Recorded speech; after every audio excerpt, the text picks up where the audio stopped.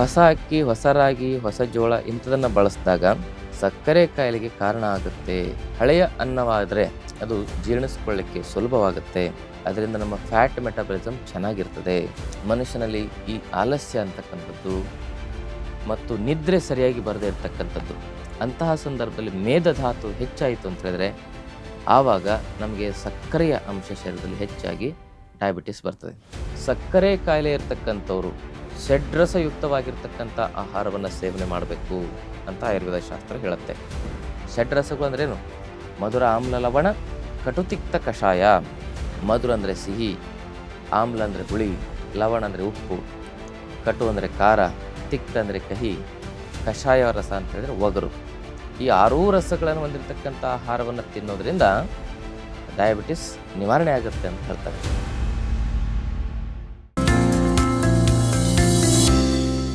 ಶ್ರೀ ಗುರು ಬಸವಲಿಂಗಾಯ ನಮಃ. ಓಂ ನಮಃ ಶಿವಾಯ. ಸರ್ವರಿಗೂ ಭಕ್ತಿಯ ಶರಣಾರ್ಥಿ. ಆತ್ಮೀಯರೇ, ಇವತ್ತಿನ ಸಂಚಿಕೆಯಲ್ಲಿ ಸಕ್ಕರೆ ಕಾಯಿಲೆಯ ಕುರಿತಾಗಿ ನಮ್ಮ ಆಯುರ್ವೇದ ಶಾಸ್ತ್ರದಲ್ಲಿ ಯಾವ ಉಲ್ಲೇಖಗಳಿದ್ದಾವೆ ಅನ್ನೋದನ್ನು ನೋಡೋಣ. ಪ್ರಧಾನವಾಗಿ ನಮ್ಮ ಆಯುರ್ವೇದ ಶಾಸ್ತ್ರ ದೋಷಗಳ ಅನುಗುಣವಾಗಿ ಈ ಒಂದು ಮಧುಮೇಹ ಕಾಯಿಲೆಯನ್ನು ನಾವು ನಿವಾರಣೆ ಮಾಡಿಕೊಂಡ್ರೆ ಅದು ಪರಿಪೂರ್ಣವಾಗಿ ನಿವಾರಣೆ ಆಗುತ್ತೆ ಅನ್ನೋ ವಿಚಾರಗಳನ್ನು ಹೇಳಿದ್ದಾರೆ. ಹಲವಾರು ಸಂದೇಹಗಳನ್ನು ನಾನಿವತ್ತು ನಿಮಗೆ ಕ್ಲಿಯರ್ ಮಾಡೋ ಪ್ರಯತ್ನ ಮಾಡ್ತೇನೆ. ಯಾವ ರೀತಿ ಆಹಾರ ಪದ್ಧತಿ ಇರಬೇಕು ಅಂತ ನಮ್ಮ ಆಯುರ್ವೇದ ಶಾಸ್ತ್ರ ಹೇಳುತ್ತೆ ಮಧುಮೇಹ ಸಮಸ್ಯೆ ಇರತಕ್ಕಂಥವ್ರಿಗೆ, ಮತ್ತು ಮಧುಮೇಹದಲ್ಲಿ ಪ್ರಮುಖ ಪ್ರಕಾರಗಳು ಏನು, ಆ ಮಧುಮೇಹವನ್ನು ಹೇಗೆ ನಿವಾರಣೆ ಮಾಡಿಕೊಳ್ಬೇಕು ಅಂತ ಆಯುರ್ವೇದ ಹೇಳುತ್ತೆ ಅನ್ನೋದನ್ನು ತಿಳಿಸ್ಕೊಡ್ತೇನೆ. ಭಾಳ ಮುಖ್ಯವಾಗಿ ಪ್ರಮೇಹದಲ್ಲಿ 100 ಪ್ರಕಾರಗಳು ಮತ್ತು ಪ್ರಮುಖವಾಗಿ 20 ಪ್ರಕಾರದ ಪ್ರಮೇಹ ರೋಗವನ್ನು ಉಲ್ಲೇಖ ಮಾಡ್ತಾರೆ. ಮಧುಮೇಹ ಅಂತಕ್ಕಂಥದ್ದು ಪ್ರಮೇಹ ರೋಗದ ಒಂದು ಪ್ರಕಾರ. ಈ ಸಕ್ಕರೆ ಕಾಯಿಲೆ ಅಂತಕ್ಕಂಥದ್ದು ಮುಖ್ಯವಾಗಿ ಬರಲಿಕ್ಕೆ ಕಾರಣಗಳನ್ನು ನೋಡುವ ಸಂದರ್ಭದಲ್ಲಿ ಚರಕ ಚಿಕಿತ್ಸಾ ಸ್ಥಾನದಲ್ಲಿ ಒಂದು ಶ್ಲೋಕವನ್ನು ಹೇಳ್ತಾರೆ. ಆಲಸ್ಯ ಸುಖಂ ಸ್ವಪ್ನ ಸುಖಂ ದದೇನಿ ಗ್ರಾಮ್ಯೋದಕ ಅನುಪಾನ ಪರಾಸಂ ಪಯಾಂಸಿ ನವಾನ್ನಪಾನಂ ಗುಡವೈಕೃತಂ ಚ ಪ್ರಮೇಹ ಹೇತು ಕಪಕೃಚ್ಚ ಸರ್ವಂ ಅಂತ ಚರಕ ಸಂಹಿತೆಯ ಚಿಕಿತ್ಸಾ ಸ್ಥಾನದಲ್ಲಿ ಈ ಶ್ಲೋಕವನ್ನು ಹೇಳ್ತಾರೆ. ಅಂದರೆ ಆಸ್ಯ ಸುಖಂ ಸ್ವಪ್ನ ಸುಖಂ ದದೇನಿ ಗ್ರಾಮ್ಯೋ ದಕಾನುಪಾರಸಂ ಪಯಾಂಸಿ ನವಾನ್ನಪಾನಂ ಗುಡವೈಕೃತಂ ಚ ಪ್ರಮೇಹ ಹೇತು ಕಪಕೃಚ್ಚ ಸರ್ವಂ ಅನ್ನುವ ಈ ಒಂದು ಶ್ಲೋಕದ ಅರ್ಥ ಏನು ಅಂತ ಹೇಳಿದ್ರೆ, ಈ ಶರೀರದಲ್ಲಿ ಪ್ರಧಾನವಾಗಿ ಈ ಅನ್ನ ಅಂತ ಏನು ಧಾರಣೆ ನಾವು ಮಾಡ್ತೇವೆ ಅದು ಹಳೆಯ ಅನ್ನವಾಗಿರಬೇಕು. ಅನ್ನಂದರೆ ಯಾವುದೇ ಇರಲಿ, ಜೋಳ ಆಗಿರ್ಬೋದು, ರಾಗಿ ಆಗಿರ್ಬೋದು, ಅಕ್ಕಿ ಆಗಿರ್ಬೋದು, ಯಾವುದೇ ಧಾನ್ಯವನ್ನು ನಾವು ಸ್ವೀಕಾರ ಮಾಡ್ತಕ್ಕಂಥದ್ದನ್ನು ಅನ್ನ ಅಂತ ಆಯುರ್ವೇದ ಶಾಸ್ತ್ರದಲ್ಲಿ ಕರೀತಾರೆ. ಹೊಸ ಅಕ್ಕಿ, ಹೊಸ ರಾಗಿ, ಹೊಸ ಜೋಳ ಇಂಥದನ್ನು ಬಳಸಿದಾಗ ಅದೇನಾಗುತ್ತೆ ಅಂತ ಹೇಳಿದ್ರೆ ಸಕ್ಕರೆ ಕಾಯಿಲೆಗೆ ಕಾರಣ ಆಗುತ್ತೆ ಅಂತಕ್ಕಂಥದ್ದನ್ನು ಆಯುರ್ವೇದ ಶಾಸ್ತ್ರ ಹೇಳ್ತದೆ. ಅದು ಹಳೆಯ ಅನ್ನವಾದರೆ ಅದು ಜೀರ್ಣಿಸ್ಕೊಳ್ಳಿಕ್ಕೆ ಸುಲಭವಾಗುತ್ತೆ. ಅದರಿಂದ ನಮ್ಮ ಫ್ಯಾಟ್ ಮೆಟಾಬಲಿಸಮ್ ಚೆನ್ನಾಗಿರ್ತದೆ. ಮತ್ತು ಮನುಷ್ಯನಲ್ಲಿ ಈ ಆಲಸ್ಯ ಅಂತಕ್ಕಂಥದ್ದು ಮತ್ತು ನಿದ್ರೆ ಸರಿಯಾಗಿ ಬರದೇ ಇರತಕ್ಕಂಥದ್ದು, ನಿದ್ರಾಹೀನತೆ, ಆಸ್ಯ ಸುಖಂ ಸ್ವಪ್ನ ಸುಖಂ ಅಂತ ಏನು ಹೇಳ್ತಾರೆ ಅಂದರೆ ನಿದ್ರೆಯ ಒಂದು ನಿದ್ರಾಹೀನತೆ ಮತ್ತು ಆಲಸ್ಯ ಮತ್ತು ಜಿಡ್ಡುಗಟ್ಟಿದ ಜೀವನ ಪದ್ಧತಿ, ಇವೆಲ್ಲವೂ ಕೂಡ ನಮ್ಮಲ್ಲಿ ಮಾಂಸ ಮತ್ತು ಮೇದಧಾತುವನ್ನು ಅವಶ್ಯಕತೆಗೂ ಒಂದು ಹೆಚ್ಚಿನ ಪ್ರಮಾಣದಲ್ಲಿ ವೃದ್ಧಿ ಮಾಡ್ತವೆ. ಅಂತಹ ಸಂದರ್ಭದಲ್ಲಿ ಮೇದಧಾತು ಹೆಚ್ಚಾಯಿತು ಅಂತ ಹೇಳಿದ್ರೆ ಆವಾಗ ನಮಗೆ ಸಕ್ಕರೆಯ ಅಂಶ ಶರೀರದಲ್ಲಿ ಹೆಚ್ಚಾಗಿ ಡಯಾಬಿಟಿಸ್ ಬರ್ತದೆ.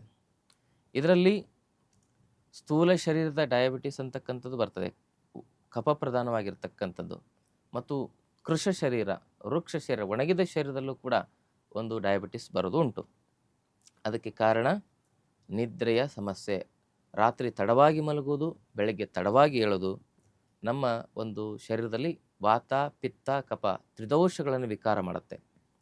ಆ ಕಾರಣದಿಂದಾಗಿ ಬಯಾಲಜಿಕಲ್ ಕ್ಲಾಕ್ ಇಂಬ್ಯಾಲೆನ್ಸ್ ಆಗಿ ಶರೀರದ ಹಾರ್ಮೋನ್ ವ್ಯವಸ್ಥೆ, ಅಂದರೆ ಎಂಡೋಕ್ರೈನ್ ಸಿಸ್ಟಮ್ನಲ್ಲಿ ಇನ್ಸುಲಿನ್ ಅಂತಕ್ಕಂಥದ್ದು ಕೂಡ ಒಂದು ಹಾರ್ಮೋನ್.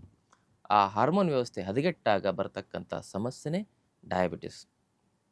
ಅದಕ್ಕೆ ರಾತ್ರಿ ಬೇಗ ಮಲಗಿ ಬೆಳಗ್ಗೆ ಬೇಗ ಏಳೋದು, 8 ತಾಸು ಸರಿಯಾಗಿ ನಿದ್ರೆ ಮಾಡೋದು, ರಾತ್ರಿ 9 ಗಂಟೆ ಒಳಗೆ ಮಲ್ಕೊಂಡು ಬೆಳಗ್ಗೆ 5 ಗಂಟೆ ಒಳಗೆ ಏಳೋದು ಸಕ್ಕರೆ ಕಾಯಿಲೆಯ ಒಂದು ಪರಿಹಾರದ ಒಂದು ಶ್ರೇಷ್ಠ ಮಾರ್ಗ, ಒಂದು ಪರಿಹಾರ ಮಾರ್ಗ ಅಂತ ನಾವು ತಿಳಿಸ್ಬೋದು.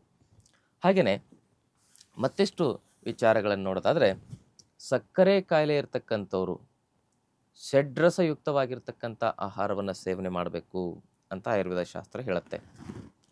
ಭಾಳ ಜನ ಸಕ್ಕರೆ ಕಾಯಿಲೆ ಇರ್ತಕ್ಕಂಥವ್ರಿಗೆ ಈ ಮಧುರ ರಸ ಅಂದರೆ ಸಿಹಿ ರಸವನ್ನು ತಿನ್ನಲೇಬಾರ್ದು ಅಂತ ಹೇಳ್ತಾರೆ. ಷಡ್ರಸಗಳು ಅಂದ್ರೇನು? ಮಧುರ, ಆಮ್ಲ, ಲವಣ, ಕಟುತಿಕ್ತ ಕಷಾಯ. ಮಧುರ ಅಂದರೆ ಸಿಹಿ, ಆಮ್ಲ ಅಂದರೆ ಹುಳಿ, ಲವಣ ಅಂದರೆ ಉಪ್ಪು, ಕಟು ಅಂದರೆ ಖಾರ, ತಿಕ್ತ ಅಂದರೆ ಕಹಿ, ಕಷಾಯ ರಸ ಅಂತ ಹೇಳಿದ್ರೆ ಒಗರು. ಈ 6 ರಸಗಳನ್ನು ಹೊಂದಿರತಕ್ಕಂಥ ಆಹಾರವನ್ನು ತಿನ್ನೋದ್ರಿಂದ ಡಯಾಬಿಟಿಸ್ ನಿವಾರಣೆ ಆಗುತ್ತೆ ಅಂತ ಹೇಳ್ತಾರೆ.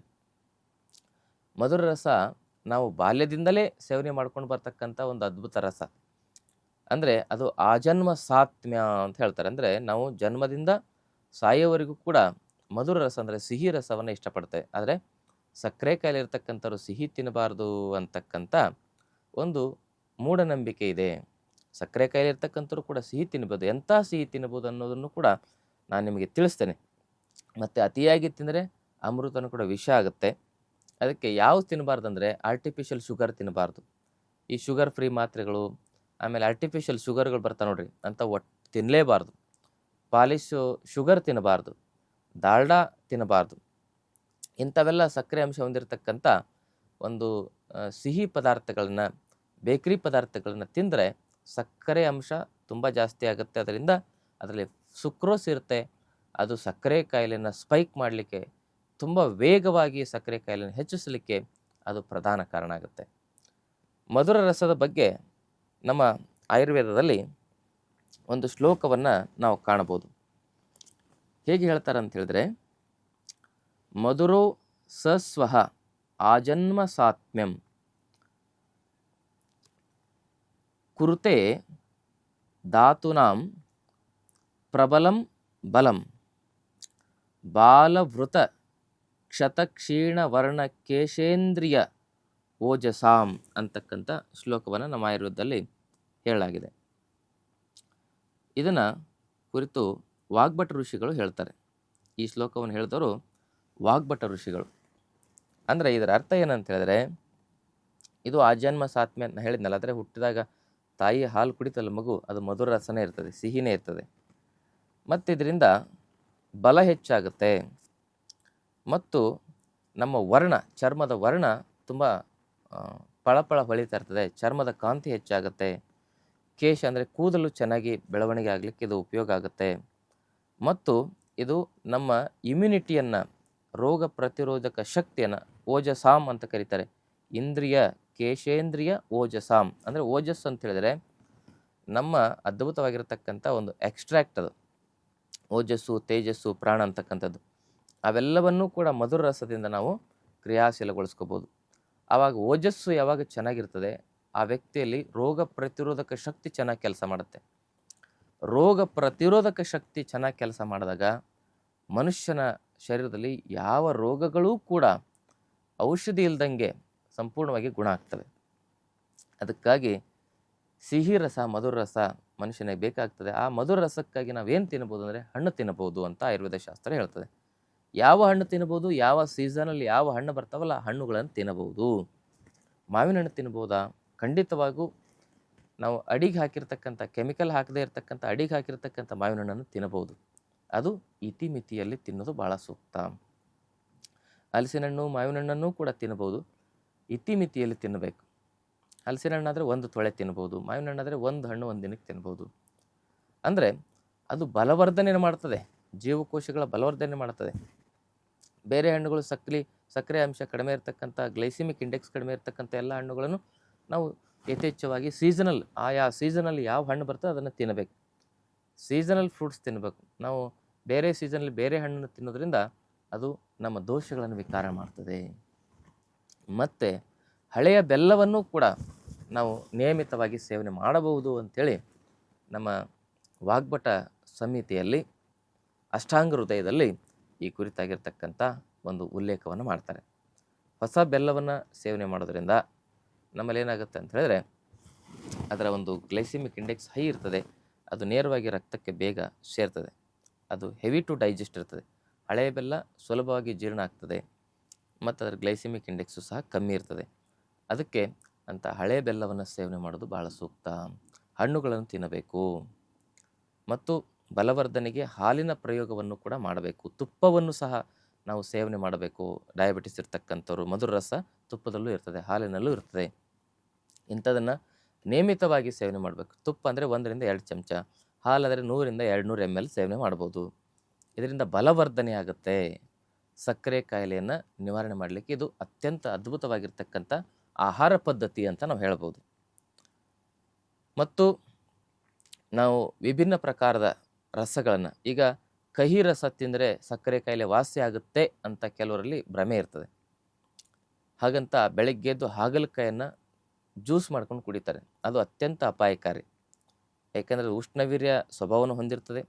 ಯಾರಿಗೆ ಕೃಶ ಶರೀರ ಇರ್ತದೆ, ತುಂಬ ತೆಳುವಾಗಿ ಇರ್ತಾರೆ, ಪಿತ್ತ ವಿಕಾರ ಇರ್ತದೆ, ಅಂಥವರು ಏನಾದರೂ ಆ ಹಾಗಲಕಾಯಿ ಜ್ಯೂಸನ್ನು ಕುಡಿದ್ರೆ ಅವ್ರಿಗೆ ಇನ್ನಷ್ಟು ಪಿತ್ತ ವಿಕಾರ ಆಗಿ ಕೈ ಉರಿ, ಕಾಲು ಉರಿ, ಮೂತ್ರ ಉರಿ, ಎದೆ ಉರಿ, ಇನ್ನಷ್ಟು ಪಿತ್ತ ವಿಕಾರದಿಂದ ಡಯಾಬಿಟಿಸ್, ಕೀಟೋ ಅಸಿಡೋಸಿಸ್ ಅಂತಕ್ಕಂಥ ಸಮಸ್ಯೆ ಎದುರಾಗುತ್ತೆ. ಕಫ ಪ್ರಕೃತಿ ಇರೋರು ಒಂದು ಸ್ವಲ್ಪ ಅದನ್ನು ಸೇವನೆ ಮಾಡಿದರೆ ನಡೀತದೆ. ಆದರೆ ಪಿತ್ತ ಪ್ರಕೃತಿ ಇರ್ತಕ್ಕಂಥವ್ರು ಹಾಗಲಕಾಯಿಯನ್ನು ಜ್ಯೂಸ್ ಮಾಡಿಕೊಂಡು ಸೇವನೆ ಮಾಡುವಾಗಿಲ್ಲ. ಅದನ್ನು ಪಲ್ಯದ ರೂಪದಲ್ಲಿ ಸೇವನೆ ಮಾಡ್ಬೋದು. ಹೀಗೆ ಅದನ್ನು ನಿಯಮಿತ ಪ್ರಮಾಣದಲ್ಲಿ ಸೇವನೆ ಮಾಡಬೇಕು. ಬೇವಿನ ಸೊಪ್ಪನ್ನು ನಾವು ಸೇವನೆ ಮಾಡಬೇಕಂದ್ರೆ 4 ರಿಂದ 5 ಎಲೆ ತಿನ್ನಬಹುದು. ಅದು ಬೊಜ್ಜು ಇರ್ತಕ್ಕಂಥವ್ರು, ಕಫಪ್ರಧಾನವಾಗಿರ್ತಕ್ಕಂಥ ಡಯಾಬಿಟಿಸ್ ಅಂದರೆ ಬೊಜ್ಜು, ದಪ್ಪ ಇರ್ತಾರಲ್ಲ ಅದು ಕಫಪ್ರಧಾನವಾಗಿರ್ತಕ್ಕಂಥ ಮಧುಮೇಹ, ತೆಳ್ಳಗಿರ್ತಾರಲ್ಲ ಅದು ಪಿತ್ತ ಪ್ರಧಾನವಾಗಿರ್ತಕ್ಕಂಥ ಮಧುಮೇಹ. ಅದಕ್ಕೆ ಪಿತ್ತ ಪ್ರಧಾನವಾಗಿರ್ತಕ್ಕಂಥ ಮಧುಮೇಹದಲ್ಲಿ ಕಹಿ ರಸವುಳ್ಳ ಹಾಗಲಕಾಯಿಯನ್ನಾಗಲಿ, ಬೇವಿನ ಸೊಪ್ಪನ್ನಾಗಲಿ, ಅಮೃತ ಬಳ್ಳಿಯನ್ನಾಗಲಿ, ಹೀಗೆ ಇಂಥ ಪದಾರ್ಥಗಳನ್ನು ಕಡಿಮೆ ಪ್ರಮಾಣದಲ್ಲಿ ಸೇವನೆ ಮಾಡಬೇಕು. ಪಿತ್ತ ಪ್ರಧಾನವಾದರೆ, ಕಫ ಪ್ರಧಾನವಾದರೆ ಅವುಗಳನ್ನ ಸ್ವಲ್ಪ ಹೆಚ್ಚು ಬಳಸಿ ನಡೀತದೆ. ಆದರೆ ಅವುಗಳನ್ನ ಹೆಚ್ಚು ಜ್ಯೂಸ್ ಮಾಡಿಕೊಂಡು ಲೋಟಗಟ್ಟಲೆ ಕುಡಿಯೋದು ಅಪಾಯಕಾರಿ. ಇದು ಶಾಸ್ತ್ರಬದ್ಧವಾಗಿರ್ತಕ್ಕಂಥ ಮಾಹಿತಿ. ಯಾರೋ ಏನೋ ಒಂದು ಹೇಳಿಬಿಡ್ತಾರೆ ವಾಟ್ಸಪ್ ಯೂನಿವರ್ಸಿಟಿಯಲ್ಲಿ ಓದೋರು, ಅದನ್ನು ನಾವು ಕೇಳಿ ಸಮಸ್ಯೆಗಳನ್ನ ಉಂಟು ಮಾಡ್ಕೋತೇವೆ. ಅದಕ್ಕಾಗಿ ಷಡ್ರಸಗಳಲ್ಲಿ ಕಹಿ ರಸಕ್ಕಾಗಿ ನಾವಿಂಥ ಹಾಗಲಕಾಯಿ, ಬೇವಿನ ಸೊಪ್ಪು, ಅಮೃತ ಬಳ್ಳಿ ಇಂಥ ಪದಾರ್ಥಗಳನ್ನು ನಾವು ಸೇವನೆ ಮಾಡ್ಬೋದು. ಅದು ನಿಯಮಿತ ಪ್ರಮಾಣದಲ್ಲಿ ಸೇವನೆ ಮಾಡಿದರೆ ಒಳ್ಳೆಯದು. ಆಹಾರದ ರೂಪದಲ್ಲಿ ಸೇವನೆ ಮಾಡ್ಬೋದು. ಖಾಲಿ ಹೊಟ್ಟೆಯಲ್ಲಿ ಬೆಳಗ್ಗೆ ಒಂದು 4-5 ಬೇವಿನ ಎಲೆಯನ್ನು ತಿನ್ನಬೋದು, ಅಥವಾ ಒಂದು 5 ರಿಂದ 6 ಅಮೃತ ಬಳ್ಳಿ ಎಲೆಯನ್ನು ತಿನ್ನಬೋದು. ಹಾಗೆಯೇ ಅಮೃತ ಬಳ್ಳಿ ಕಷಾಯವನ್ನು ಕೂಡ ಬೆಳಗ್ಗೆ ಖಾಲಿ ಹೊಟ್ಟೆಯಲ್ಲಿ ಸೇವನೆ ಮಾಡ್ಬೋದು ನಿಯಮಿತವಾಗಿ, ಅತಿ ಹೆಚ್ಚಲ್ಲ. ಹಾಗೆಯೇ ಮತ್ತು ಈ ಒಗುರು ರಸ ಅಂತಕ್ಕಂಥದ್ದು ಡಯಾಬಿಟಿಸ್ ಒಂದು ನಿವಾರಣೆಗೆ ಭಾಳ ಅತ್ಯಂತ ಪ್ರಮುಖವಾಗಿರ್ತಕ್ಕಂಥ ಪಾತ್ರವನ್ನು ವಹಿಸ್ತದೆ. ಅಂದರೆ ಸೆಲ್ಸನ್ನು ಡಿಟಾಕ್ಸ್ ಮಾಡುತ್ತೆ. ಅಂಥ ಒಗುರು ರಸಗಳಿರ್ತಕ್ಕಂಥದ್ದು ಉಪ್ಪಿನಕಾಯಿ, ಅರಿಶಿನ ಆಗಿರ್ಬೋದು, ನೆಲ್ಲಿಕಾಯಿ ಉಪ್ಪಿನಕಾಯಿ ಆಗಿರ್ಬೋದು, ಅದರಲ್ಲಿ ಹುಳಿ ಮತ್ತು ಒಗುರು ಎರಡೂ ಇರ್ತದೆ. ನಮ್ಮ ಆಯುರ್ವೇದ ಶಾಸ್ತ್ರದಲ್ಲಿ ಉಪ್ಪಿನಕಾಯಿ ತಿನ್ನಲಿಕ್ಕೆ ಮಳೆಗಾಲ ಸೂಕ್ತ ಕಾಲ ಅಂತ ಹೇಳ್ತಾರೆ. ಅಲ್ಲಿ ನಮ್ಮ ಜೀರ್ಣಶಕ್ತಿ ಏನಾಗಿರ್ತದೆ ಅಂತ ಹೇಳಿದ್ರೆ ತುಂಬ ಮಂದ ಇರ್ತದೆ. ಅಂಥದ್ರಲ್ಲಿ ದೀಪನ ಪಾಚನವನ್ನು ಮಾಡ್ತಕ್ಕಂಥ ಶಕ್ತಿ ಈ ಉಪ್ಪಿನಕಾಯಿಗಿರೋದ್ರಿಂದ ಅದರಲ್ಲಿ ಹಾಕಿರ್ತಕ್ಕಂಥ ಎಲ್ಲ ಪದಾರ್ಥಗಳು ಕೂಡ ನಮ್ಮ ಫ್ಯಾಟ್ ಮೆಟಬಲಿಸಮನ್ನು ಇಂಪ್ರೂವ್ಮೆಂಟ್ ಮಾಡ್ತವೆ. ಹಾಗಂತ ನೀವು ಮಾರ್ಕೆಟಿಂದ ತರತಕ್ಕಂಥ ಉಪ್ಪಿನಕಾಯಿ ತಿಂದರೆ ಅದು ಅತ್ಯಂತ ಅಪಾಯಕಾರಿ. ಅದಕ್ಕೆ ಮನೆಯಲ್ಲೇ ಆ ಉಪ್ಪಿನಕಾಯಿ ತಯಾರಿಸ್ಕೊಳ್ಬೇಕು. ಅದರಲ್ಲಿ ಹಾಕ್ತಕ್ಕಂಥ ಉಪ್ಪಾಗಿರ್ಬೋದು ಮತ್ತು ಅದರಲ್ಲಿ ಹುಳಿ ರಸ ಇರ್ಬೋದು, ಒಗುರು ರಸ ಇರ್ಬೋದು, ಅವೆಲ್ಲವೂ ಕೂಡ ಹುಳಿ, ಒಗುರು, ಕಹಿ ಮತ್ತು ಲವಣ ಈ 4 ರಸಗಳಲ್ಲಿ ಇರೋದರಿಂದ ಉಪ್ಪಿನಕಾಯಿ ಡಯಾಬಿಟಿಸ್ ನಿವಾರಣೆಗೆ ಸರ್ವಶ್ರೇಷ್ಠವಾಗಿರ್ತಕ್ಕಂಥದ್ದು ಅಂತ ಆಯುರ್ವೇದ ಶಾಸ್ತ್ರ ಹೇಳ್ತದೆ. ಮನೆಯಲ್ಲಿ ಹಾಕಿರ್ತಕ್ಕಂಥ ಪಿಂಗಾಣಿ ಡಬ್ಬದಲ್ಲಿ ಹಾಕಿರ್ತಕ್ಕಂಥ ಉಪ್ಪಿನಕಾಯಿ ಆಗಬೇಕು. ನೀವೇನಾದರೂ ಪ್ಲಾಸ್ಟಿಕ್ ಡಬ್ಬದಲ್ಲಿ ಉಪ್ಪಿನಕಾಯಿ ಹಾಕಿದರೆ ಅದು ಹೈಲಿ ಕ್ಯಾನ್ಸರಸ್ ಆಗುತ್ತೆ. ಅದಕ್ಕೆ ಯಾವತ್ತೂ ಪ್ಲಾಸ್ಟಿಕ್ ಡಬ್ಬದಲ್ಲಿ ಹಾಕಿರ್ತಕ್ಕಂಥ ಉಪ್ಪಿನಕಾಯಿಯನ್ನು ತಿನ್ನಬೇಡಿ. ಮತ್ತು ಆಯುರ್ವೇದ ಶಾಸ್ತ್ರದಲ್ಲಿ ನಿಶಾ ಆಮಲಕ್ಕಿ ಅಂತ ಕರೀತಾರೆ. ಈ ಸಕ್ಕರೆ ಕಾಯಿಲೆ ನಿವಾರಣೆ ಮಾಡಲಿಕ್ಕೆ ನಿಶಾ ಅಂತ ಹೇಳಿದರೆ ಅರಿಶಿಣಕ್ಕೆ ನಿಶಾ ಅಂತ ಕರೀತಾರೆ, ಹರಿದ್ರ ಅಂತ ಕರೀತಾರೆ. ಆ ಅರಿಶಿಣ ಮತ್ತು ನೆಲ್ಲಿಕಾಯನ್ನು ಪ್ರಯೋಗ ಮಾಡೋದ್ರಿಂದ ಡಯಾಬಿಟಿಸ್ ಕಂಪ್ಲೀಟ್ ರಿವರ್ಸ್ ಆಗುತ್ತೆ ಅಂತ ಹೇಳಿ ಆಯುರ್ವೇದ ಶಾಸ್ತ್ರದಲ್ಲಿ ಉಲ್ಲೇಖವನ್ನು ಕಾಣಬಹುದು. ಇದನ್ನು ಹೇಗೆ ಮಾಡ್ಬೋದು? ನೆಲ್ಲಿಕಾಯಿನ ಏನು ಮಾಡಬೇಕಂದ್ರೆ ಹೆರಿಬೇಕು. ಚೆನ್ನಾಗಿ ಹೆರೆದು ಒಂದು ನೆಲ್ಲಿಕಾಯಿ ಮತ್ತು ಒಂದು ಅರ್ಧ ಚಮಚದಷ್ಟು ಅಥವಾ ಕಾಲು ಚಮಚದಷ್ಟು ನೆನೆಸಿರ್ತಕ್ಕಂಥ ಅರಿಶಿಣವನ್ನು ಹೆರಿಬೇಕು. ಅವೆರಡನ್ನೂ ಮಿಶ್ರಣ ಮಾಡಿ ಆ ಪೇಸ್ಟನ್ನು ಸ್ವಲ್ಪ ಪ್ರಮಾಣದ ಒಂದು 50 ml ನೀರಿನಲ್ಲಿ ಮಿಶ್ರಣ ಮಾಡಿ ಅದನ್ನು ಕುಡಿಬೇಕು ಬೆಳಗ್ಗೆ ಖಾಲಿ ಹೊಟ್ಟೆಯಲ್ಲಿ. ಹೀಗೆ ಕುಡಿಯೋದ್ರಿಂದ ನಮ್ಮ ಒಂದು ಸೆಲ್ ರಿಸೆಪ್ಟರ್ಗಳು ಕ್ರಿಯಾಶೀಲವಾಗ್ತವೆ. ಇನ್ಸುಲಿನ್ ಒಂದು ರೆಸಿಸ್ಟೆನ್ಸ್ ಬ್ಯಾಲೆನ್ಸ್ ಆಗುತ್ತೆ. ಹಾಗೆಯೇ ನಮ್ಮ ಈ ಫ್ಯಾಟ್ ಮೆಟಬಲಿಸಮ್ ಇಂಪ್ರೂವ್ಮೆಂಟ್ ಆಗುತ್ತೆ. ಬೀಟಾ ಸೆಲ್ಸ್ಗಳು ಮತ್ತು ಪ್ಯಾಂಕ್ರಿಯಾಸ್ ರೆಜ್ಯುವಿನೇಷನ್ ಆಗುತ್ತೆ. ಇದರಿಂದಾಗಿ ಡಯಾಬಿಟಿಸನ್ನು ನಾವು ನಿವಾರಣೆ ಮಾಡ್ಕೊಳ್ಳಿಕ್ಕೆ ಇದು ಸೂಕ್ತ. ನಿಶಾ ಆಮಲಕ್ಕಿ ಚೂರ್ಣ ಅಂತಲೂ ಕೂಡ ಆಯುರ್ವೇದದಲ್ಲಿ ಸಿಗ್ತದೆ. ಇದನ್ನು ಫ್ರೆಶ್ ಆಗಿ ಹಸಿದಾಗಿ ಉಪಯೋಗ ಮಾಡೋದು ಅತ್ಯಂತ ಲಾಭಕಾರಿ. ಆ ಹಸಿದಾಗಿ ನೆಲ್ಲಿಕಾಯಿ ಸಿಗಲಿಲ್ಲ, ಹಸಿ ಅರಿಶಿನ ಸಿಗಲಿಲ್ಲ ಅಂತ ಹೇಳಿದ್ರೆ ಅರಿಶಿನವನ್ನಂತೂ ನೆನೆಸಿ ನಾವು ಹಸಿದು ಮಾಡ್ಬೋದು. ಅದು ನೆಲ್ಲಿಕಾಯಿ ಅದು ಹಸಿದು ಸಿಗಲಿಲ್ಲ ಅಂದರೆ ಅದನ್ನೇನು ಮಾಡಬೇಕಂದ್ರೆ ನೆಲ್ಲಿಕಾಯಿ ಪುಡಿ ಸಿಗುತ್ತೆ, ಆಮ್ಲ ಚೂರ್ಣ ಅಂತ ಕರೀತಾರೆ. ಅದನ್ನು ತಂದು ಅದನ್ನು ಒಂದು ಅರ್ಧ kg ನೆಲ್ಲಿಕಾಯಿ ಪುಡಿಯಲ್ಲಿ ಒಂದು 1/4 kg ಅರಿಶಿಣದ ಒಂದು ಪುಡಿಯನ್ನು ಹಾಕಿ ಮಿಶ್ರಣ ಮಾಡಿ ಇಟ್ಕೊಳ್ಬೇಕು.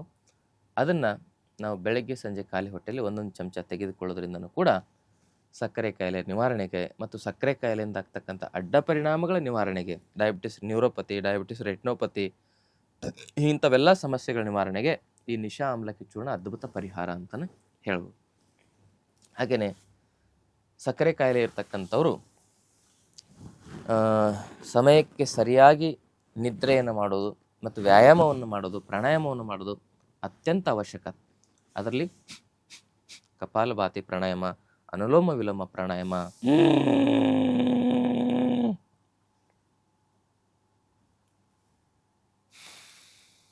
ಉಜ್ಜಾಯಿ ಪ್ರಾಣಾಯಾಮ ಮತ್ತು ಶೀತಕಾರಿ ಪ್ರಾಣಾಯಾಮ,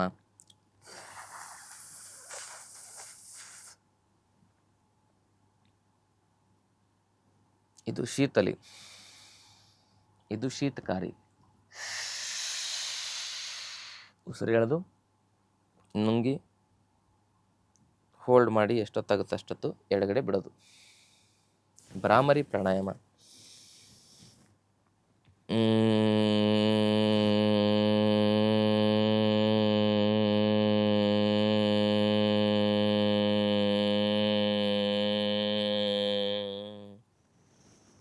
ಹೀಗೆ ಈ ಥರ ಪ್ರಾಣಾಯಾಮಗಳನ್ನು ಅಭ್ಯಾಸ ಮಾಡೋದು. ಇದರಿಂದ ಏನಾಗುತ್ತೆ ಅಂತ ಹೇಳಿದ್ರೆ ಸಂಪೂರ್ಣವಾಗಿ ನಮ್ಮ ಸೆಲ್ಸ್ಗಳು ರಿಪೇರಿ ಆಗ್ತವೆ, ನಮ್ಮ ಶರೀರದಲ್ಲಿ ದೋಷ ಧಾತುಗಳು ಸಮತೋಲನಕ್ಕೆ ಬರ್ತವೆ. ಪ್ರಾಣಾಯಾಮ ಮಾಡೋದ್ರಿಂದ ಸಕ್ಕರೆ ಕಾಯಿಲೆ, ನಮ್ಮ ಆರೋಗ್ಯ ಕೇಂದ್ರದಲ್ಲಿ 5 ದಿನ ಆರೋಗ್ಯ ಶಿಬಿರ ಇರ್ತದೆ. ಎಷ್ಟೋ ಜನ ಇನ್ಸುಲಿನ್ ಚುಚ್ಕೊಳ್ಳೋರಲ್ಲಿ ಬರ್ತಾರೆ. ಅಲ್ಲಿ ಬೆಳಗ್ಗೆ ಒಂದು 2-3 ತಾಸು ಪ್ರಾಣಾಯಾಮ ಮಾಡಿಸ್ತೇವೆ. ಆಹಾರ ಪದ್ಧತಿಯನ್ನು ಸರಿಯಾಗಿ ಕ್ರಮಬದ್ಧವಾಗಿ ಅವರಿಗೆ ನಾವು ವ್ಯವಸ್ಥಿತವಾಗಿ ಅವರಿಗೆ ನಾವು ಹೇಳ್ಕೊಡ್ತೇವೆ. ಅದೇ ರೀತಿ ಫಾಲೋ ಮಾಡ್ತೇವೆ ನಾವು ಅವ್ರಿಗೆ. ಈ ರೀತಿ 5 ದಿವಸ ಮಾಡಿದಾಗ ಕೆಲವರು 2-3 ದಿವಸಕ್ಕೇ ಶುಗರ್ ಚೆಕ್ ಮಾಡಿದಾಗ 400-500 ಇರ್ತಕ್ಕಂಥದ್ದು 100ಕ್ಕೆ ಬಂದಿರ್ತದೆ. ಕೆಲವ್ರದ್ದು 100 ಒಳಗೆ ಬಂದಿರ್ತದೆ. ಇನ್ನೇನು ಸ್ವಲ್ಪ ಮತ್ತು ಹೈಪೋಗ್ಲಿಸಮಿ ಆಗಿ ಸಮಸ್ಯೆ ಆಗಬಾರ್ದು ಅಂತೇಳಿ ಕೆಲವರು ಇನ್ಸುಲಿನ್ನೇ ಬಿಟ್ಬಿಡ್ತಾರೆ. ಯಾಕಂದರೆ ಹೈ ಶುಗರ್ ಆದರೆ ಹೆಂಗೋ ಮೇಂಟೈನ್ ಮಾಡ್ಬೋದು, ಸ್ವಲ್ಪ ಲೋ ಶುಗರ್ ಆದರೆ ಮನುಷ್ಯ ಬದುಕೋದೇ ಇಲ್ಲ, ಹೈಪೋಗ್ಲಿಸಮಿ ಅಂತ ಕರೀತಾರೆ. 5 ದಿನದಲ್ಲಿ ಅಂಥ ಒಂದು ಪರಿವರ್ತನೆ ಆಗಬಹುದು ಅಂತ ಹೇಳಿದ್ರೆ ಅದನ್ನೇ ನಾವು ಹೇಳ್ಕೊಡೋದನ್ನೇ ನಮ್ಮ ಶಿಬಿರಕ್ಕೆ ಬಂದು ನೀವು ಅದನ್ನೇ ಮನೇಲಿ ಫಾಲೋ ಮಾಡಿದ್ರೆ ಯಾಕೆ ಸಕ್ಕರೆ ಕಾಯಿಲೆ ಗುಣ ಆಗೋದಿಲ್ಲ? ಸಕ್ಕರೆ ಕಾಯಿಲೆ ಗುಣ ಆಗೋದಿಲ್ಲ ಅಂತಕ್ಕಂಥದ್ದು ಒಂದು ಭ್ರಮೆ. ಅದು ಟೈಪ್ 1 ಡಯಾಬಿಟಿಸನ್ನು 100ಕ್ಕೆ 95% ಜನರಿಗೆ ಗುಣ ಮಾಡ್ಬೋದು. ಟೈಪ್ 2 ಡಯಾಬಿಟಿಸನ್ನು 100ಕ್ಕೆ 99% ಜನರಲ್ಲಿ ನಾವು ನಿವಾರಣೆ ಮಾಡ್ಬೋದು. ಅದಕ್ಕಾಗಿ ಸಕ್ಕರೆ ಕಾಯಿಲೆ ಅಂತಕ್ಕಂಥದ್ದು ಗುಣ ಆಗದೇ ಇರತಕ್ಕಂಥ ಕಾಯಿಲೆ ಅಲ್ಲ. ಸಾಯೋವರೆಗೂ ಅದಕ್ಕೆ ಔಷಧಿ ತೆಗೆದುಕೊಳ್ಳುವ ಅವಶ್ಯಕತೆ ಇಲ್ಲ. ಸಕ್ಕರೆ ಕಾಯಿಲೆಯನ್ನು ಬೇರು ಸಮೇತವಾಗಿ ನಿವಾರಣೆ ಮಾಡಲಿಕ್ಕೆ ಯೋಗ, ಆಹಾರ ಪದ್ಧತಿ, ಜೀವನ ಪದ್ಧತಿ, ಆಯುರ್ವೇದ ಶಾಸ್ತ್ರಬದ್ಧವಾಗಿ ನಾವು ಸರಿಯಾಗಿ ತಿಳ್ಕೊಂಡು ಮಾಡೋದ್ರಿಂದ ಅದನ್ನು ನಿವಾರಣೆ ಮಾಡ್ಬೋದು. ಅದಕ್ಕೆ ಉದ್ವರ್ತನ ಚಿಕಿತ್ಸೆ, ಅಭ್ಯಂಗ ಚಿಕಿತ್ಸೆ ಅಂತ ಮಾಡ್ತಾರೆ. ಕಫವನ್ನು ಬ್ಯಾಲೆನ್ಸ್ ಮಾಡಲಿಕ್ಕಾಗಿ, ಕಫ ದೋಷ ವಿಕಾರ ಹೆಚ್ಚಾಗಿ ಡಯಾಬಿಟಿಸ್ನಲ್ಲಿ ಆಗಿರುತ್ತೆ. ಹಾಗೂ ಆಹಾರ ಪದ್ಧತಿಯಲ್ಲಿ ಸೊಪ್ಪು, ತರಕಾರಿ, ಹಣ್ಣುಗಳನ್ನು ಹೆಚ್ಚಾಗಿ ತಿನ್ನೋದ್ರಿಂದ ಇದರಲ್ಲಿರ್ತಕ್ಕಂಥ antioxidant, nitric oxide, fibre, minerals, protein ಅಂಶ ಇವೆಲ್ಲವೂ ಕೂಡ ನಮ್ಮ ಶರೀರವನ್ನು ಪೋಷಣೆ ಮಾಡೋದ್ರ ಜೊತೆಗೆ ನಮ್ಮ ಆ ಒಂದು ಕಾರ್ಬೋಹೈಡ್ರೇಟಿನ ಪ್ರಮಾಣವನ್ನು ಬ್ಯಾಲೆನ್ಸ್ ಮಾಡಿ, ಗ್ಲೂಕೋಸಿನ ಪ್ರಮಾಣವನ್ನು ಬ್ಯಾಲೆನ್ಸ್ ಮಾಡ್ತಕ್ಕಂಥ, ಗ್ಲೈಸಿಮಿಕ್ ಇಂಡೆಕ್ಸ್ ಅಂತ ಏನು ಹೇಳ್ತೇವೆ ನಾವು, ಅದನ್ನು ಬ್ಯಾಲೆನ್ಸ್ ಮಾಡ್ತಕ್ಕಂಥ ಉತ್ತಮ ಆಹಾರಗಳು. ಅದಕ್ಕೆ ರೊಟ್ಟಿ, ಅನ್ನ, ಮುದ್ದೆ ಇಂಥವೆಲ್ಲವನ್ನು ಕಾಲು ಭಾಗ ತಿಂದರೆ ಮುಕ್ಕಾಲು ಭಾಗ ಪಲ್ಯ ಸಾಂಬಾರನ್ನು ತಿನ್ನೋದನ್ನು ರೂಢಿ ಮಾಡಿಕೊಂಡ್ರೆ ಇದು ಡಯಾಬಿಟಿಸಿನ ನಿವಾರಣೆಗೆ ಸೂಕ್ತವಾದ ಆಹಾರ ಅಂತ ಆಹಾರ ಕ್ರಮ ಅಂತ ನಾವು ಹೇಳ್ಬೋದು. ಇದು ಆಯುರ್ವೇದ ಶಾಸ್ತ್ರದಲ್ಲಿ ಇದನ್ನು ಈ ರೀತಿ ಉಲ್ಲೇಖ ಮಾಡ್ತಾರೆ. ಅದಕ್ಕಾಗಿ ಇವುಗಳನ್ನ ಸರಿಯಾಗಿ ತಿಳ್ಕೊಳ್ಳಿ. ಡಯಾಬಿಟಿಸ್ನಿಂದ ಪದೇ ಪದೇ ಮೂತ್ರ ವಿಕಾರ ಸಮಸ್ಯೆ ಬಂದಿತ್ತು ಅಂತ ಹೇಳಿದರೆ ಪದೇ ಪದೇ ಮೂತ್ರ ಹೋಗೋದು, ದಾಹ ಆಗೋದು, ಇಂಥವೆಲ್ಲ ಪ್ರಮೇಹದ ಲಕ್ಷಣಗಳು. ಅದಕ್ಕಾಗಿ ಹಲವಾರು ರೀತಿಯ ಈ ಒಂದು ಮನೆಮದ್ದುಗಳನ್ನು ಕೂಡ ನೀವು ಮಾಡ್ಕೋಬೋದು. ಮೂತ್ರ ರೋಗಗಳಲ್ಲಿ ಗರಿಕೆಯನ್ನು ರಸ ಮಾಡಿ, ಫ್ರೆಶ್ ಗರಿಕೆಯನ್ನು ರಸ ಮಾಡಿ ನೀವು ಬೆಳಗ್ಗೆ ಒಂದು ಮುಷ್ಟಿ ಗರಿಕೆಯನ್ನು ಜ್ಯೂಸ್ ಮಾಡಿ ಅದನ್ನು ಕುಡಿಯೋದ್ರಿಂದ ಪದೇ ಪದೇ ಮೂತ್ರ ಬರ್ತಕ್ಕಂಥ ಸಮಸ್ಯೆ, ಕಾಲು ಉರಿ ಮತ್ತು ಮೂತ್ರಪಿಂಡದ ವಿಕಾರಗಳು, ಯಾಕೆಂದರೆ ಯಾರಿಗೆ ಡಯಾಬಿಟಿಸ್ ಇರುತ್ತೆ ಅವರಿಗೆ ಹೆಚ್ಚಾಗಿ ಕಿಡ್ನಿ ಫೇಲ್ ಆಗೋ ಸಮಸ್ಯೆ, ಹಾರ್ಟ್ ಅಟ್ಯಾಕ್ ಆಗೋ ಸಮಸ್ಯೆ, ಕಣ್ಣು ಹೋಗ್ತಕ್ಕಂಥ ಸಮಸ್ಯೆ, ಗ್ಯಾಂಗ್ರೀನ್ ಆಗ್ತಕ್ಕಂಥ ಸಮಸ್ಯೆ, ಯಾಕೆಂದರೆ ಇವೆಲ್ಲ ಕೀಟೋ ಅಸಿಡೋಸಿಸಿನ ಸಮಸ್ಯೆಯಿಂದನೇ ಬರ್ತವೆ. ಅಲ್ಲೆಲ್ಲ ಒಂದು ಇನ್ಫ್ಲಮೇಷನ್ ಆಗುತ್ತೆ. ಅದಕ್ಕಾಗಿ ಅಂಥ ಇನ್ಫ್ಲಮೇಷನನ್ನು ತಡಿಲಿಕ್ಕಾಗಿ ಗರಿಕೆ ಜ್ಯೂಸು, ಗರಿಕೆ ಅಂತ ಹೇಳಿದ್ರೆ ದೂರ್ವ ಅಂತ ನಮ್ಮ ಆಯುರ್ವೇದ ಶಾಸ್ತ್ರದಲ್ಲಿ ಇದನ್ನು ಕರೀತಾರೆ. ಸರ್ವ ರೋಗಗಳ ನಿವಾರಣಿ ಗರಿಕೆ ಅಂತ ಹೇಳ್ತಾರೆ. ಅಂಥ ಗರಿಕೆ ಜ್ಯೂಸನ್ನು ಸಕ್ಕರೆ ಕಾಯಿಲೆ ಇರ್ತಕ್ಕಂಥವ್ರು ಕುಡಿಬೋದು. ಅದು ತ್ರಿದೋಷಜ್ಞ ನೋಡಿ, ಅದು ಒಗರು ರಸವನ್ನು ಹೊಂದಿದೆ. ಹೊಟ್ಟೆಗೆ ಹೋಗಿ ಮಧುರ ವಿಪಾಕ ಆಗುತ್ತೆ. ಮಧುರ ವಿಪಾಕ ಆಗೋದ್ರಿಂದ ಶರೀರಕ್ಕೆ ಬಲವನ್ನು ಕೊಡ್ತದೆ. ಒಗರು ರಸ ಹೊಂದಿರೋದ್ರಿಂದ ದಪ್ಪ ಇರ್ತಕ್ಕಂಥವ್ರು, ಒಬೆಸಿಟಿ ಇರ್ತಕ್ಕಂಥವ್ರು ಕೂಡ ಅದನ್ನು ಸೇವನೆ ಮಾಡ್ಬೋದು. ಕಫ ಪ್ರಕೃತಿ ಇರ್ತಕ್ಕಂಥವ್ರು, ಪಿತ್ತ ಪ್ರಕೃತಿ ಇರ್ತಕ್ಕಂಥವ್ರು, ವಾತ ಪ್ರಕೃತಿ ಇರ್ತಕ್ಕಂಥವ್ರು, ಮೂರೂ ಪ್ರಕೃತಿ ಇರ್ತಕ್ಕಂಥವ್ರಿಗೆ ಇದು ಅದ್ಭುತವಾಗಿರ್ತಕ್ಕಂಥ ಪರಿಹಾರ. ಇದು ಒಗರು ರಸ ಇರೋದ್ರಿಂದ ವಾತರೋಗಗಳ ನಿವಾರಣೆ ಮಾಡುತ್ತೆ, ಕಫ ರೋಗಗಳನ್ನು ಹರ ಮಾಡುತ್ತೆ. ಮಧುರ ಮತ್ತು ಶೀತವೀರ್ಯ ಗುಣಧರ್ಮವನ್ನು ಹೊಂದಿರೋದ್ರಿಂದ ಇದು ಪಿತ್ತ ವಿಕಾರಗಳಿರ್ತಕ್ಕಂಥವ್ರಿಗೂ ಕೂಡ ಸೂಕ್ತವಾಗಿ ಕೆಲಸವನ್ನು ಮಾಡ್ತದೆ. ಅದಕ್ಕೆ ಗರಿಕೆಯನ್ನು ನಾಯಿ ನೋಡ್ರಿ, ಏನಾದರೂ ಆರೋಗ್ಯ ಕೆಟ್ಟಾಗ ಗರಿಕೆಯನ್ನು ತಿಂದು ವಾಂತಿ ಮಾಡ್ಕೊಳ್ತದೆ. ಇಂತಹ ಗರಿಕೆಯನ್ನು ಡಯಾಬಿಟಿಸ್ ಇರ್ತಕ್ಕಂಥವ್ರು ನಿತ್ಯ ಪ್ರಯೋಗ ಮಾಡ್ಬೋದು, ವರ್ಷಗಟ್ಟಲೆ ಪ್ರಯೋಗ ಮಾಡ್ಬೋದು. ಮತ್ತು ನೆಲ್ಲಿಕಾಯಿ ಅಂತೂ ಸಕ್ಕರೆ ಕಾಯಿಲೆ ನಿವಾರಣೆ ಮಾಡೋದ್ರ ಜೊತೆಗೆ ಅದು ದಿವ್ಯ ರಸಾಯನಿಯಾಗಿ ಕೆಲಸ ಮಾಡೋದ್ರಿಂದ ಶರೀರದ ಒಂದು ರೆಸಿಸ್ಟೆನ್ಸನ್ನು ಹೆಚ್ಚಿಗೆ ಮಾಡುತ್ತೆ. ಹಾಗೆ ಶರೀರವನ್ನು ಪೋಷಣೆಯನ್ನು ಕೂಡ ಮಾಡಲಿಕ್ಕೆ ಉಪಯೋಗ ಆಗುತ್ತೆ ಅಂತಕ್ಕಂಥ ಮಾತನ್ನು ಹೇಳ್ತಾ, ನಿಶಾಮ್ಲಕ್ಕಿ ಚೂರ್ಣದ ಬಗ್ಗೆ ಹೇಳಿದ್ದೀನಿ, ಗರಿಕೆ ಜ್ಯೂಸ್ ಬಗ್ಗೆ ಹೇಳಿದ್ದೀನಿ. ಪ್ರಾಣಾಯಾಮ ಮಾಡಿ, ಪ್ರಾಣಾಯಾಮವನ್ನು ಸರಿಯಾಗಿ ಮಾಡಿದರೆ ಪ್ರಾಣಾಯಾಮ, ಸರಿ ತಪ್ಪಿದರೆ ಪ್ರಾಣಕ್ಕೆ ಯಮ ಆಗುತ್ತೆ. ಅದಕ್ಕೆ ದಯವಿಟ್ಟು ಒಂದು 5 ದಿನ ನಮ್ಮ ಆರೋಗ್ಯ ಶಿಬಿರದಲ್ಲಿ ತಾವು ಭಾಗವಹಿಸಿ. ಇದು ಪ್ರಚಾರ ಅಂತನಾದರೂ ತಿಳ್ಕೊಳ್ಳಿ, ಏನಾದರೂ ತಿಳ್ಕೊಳ್ಳಿ. ಇದನ್ನು ನಾವು ಜನಜಾಗೃತಿಗಾಗಿ, ಆರೋಗ್ಯದ ಕಾಳಜಿಗಾಗಿ, ಒಂದು ಒಳ್ಳೆಯ ವಿಚಾರವನ್ನು ಪ್ರಸಾರ ಮಾಡಲಿಕ್ಕಾಗಿ ಹೇಳ್ತಾ ಇದ್ದೇವೆ ಹೊರತು ನಮ್ಮ ಪ್ರಚಾರ ಮಾಡಲಿಕ್ಕೆ ಅಲ್ಲ. ಅದನ್ನು ಅತ್ಯಂತ ಕಡಿಮೆ ವೆಚ್ಚದಲ್ಲಿ ಆ ಶಿಬಿರವನ್ನು ನಾವು ಮಾಡ್ತಾ ಇದ್ವಿ. ನಾಡಿನ ಜನತೆಯ ಒಂದು ಸೇವೆಯನ್ನು ಮಾಡಲಿಕ್ಕೆ ಸೇವಾ ಮನೋಭಾವದಿಂದ ಆ ಶಿಬಿರವನ್ನು ನಾವು ಮಾಡ್ತಾಯಿದ್ದೀವಿ. ಇದನ್ನು ಹೇಳಿದಾಗಲೂ ಕೂಡ ಕೆಲವು ಜನ ಏನೇನೋ ತಪ್ಪು ತಿಳ್ಕೊಂಡ್ರೆ ನಾವೇನು ಮಾಡಲಿಕ್ಕೆ ಆಗೋದಿಲ್ಲ. ಹಾಗಾಗಿ ಆ ಶಿಬಿರಕ್ಕೆ ತಾವು ಭಾಗವಹಿಸಿ. 5 ದಿನ ನೀವು ಆ ಶಿಬಿರದಲ್ಲಿ ಭಾಗವಹಿಸೋದ್ರಿಂದ ನಿಮ್ಮ ಆರೋಗ್ಯದ ಸಮಸ್ಯೆಗಳನ್ನು ನೀವು ನಿವಾರಣೆ ನೀವೇ ಮಾಡಿಕೊಳ್ಳೋದು ಹೇಗೆ ಅಂತ ನಾವು ಪ್ರಾಯೋಗಿಕವಾಗಿ ಅಲ್ಲಿ ಹೇಳಿಕೊಡ್ತೇವೆ, ತೋರಿಸ್ಕೊಡ್ತೇವೆ. ಅದಕ್ಕಾಗಿ ಆದ್ಮೇಲೆ ಈ ಮಾಹಿತಿ ಇಷ್ಟವಾದಲ್ಲಿ ತಮ್ಮ ಈ ವಿಚಾರವನ್ನು ಶೇರ್ ಮಾಡ್ಕೊಳ್ಳಿ, ಚಾನಲನ್ನು ಸಬ್ಸ್ಕ್ರೈಬ್ ಮಾಡ್ಕೊಳ್ಳಿ. ಪ್ರಶ್ನೆಗಳೇನಾದರೂ ಇದ್ದರೆ ಕಮೆಂಟ್ ಮೂಲಕ ಕೇಳಿ. ನೇರವಾಗಿ ನಮ್ಮ ಆಶ್ರಮಕ್ಕೆ ಭೇಟಿ ಕೊಟ್ಟು ತಮ್ಮ ಸಮಸ್ಯೆಯನ್ನು ತಾವು ಪರಿಹಾರವನ್ನು ಕಂಡುಕೊಳ್ಬೋದು ಅಂತಕ್ಕಂಥ ವಿಚಾರವನ್ನು ತಿಳಿಸ್ತಾ ತಮ್ಮೆಲ್ಲರಿಗೂ ಶರಣಾರ್ಥಿಗಳು. ಇನ್ನಷ್ಟು ಆಯುರ್ವೇದ ಮತ್ತು ಯೋಗ ಚಿಕಿತ್ಸೆ ಟಿಪ್ಸ್ಗಾಗಿ Vaidyashri health tips channel subscribe ಮಾಡಿ. ಹಾಗೆ ಫೇಸ್ಬುಕ್, ಇನ್ಸ್ಟಾಗ್ರಾಂನಲ್ಲಿ ಫಾಲೋ ಮಾಡಿ.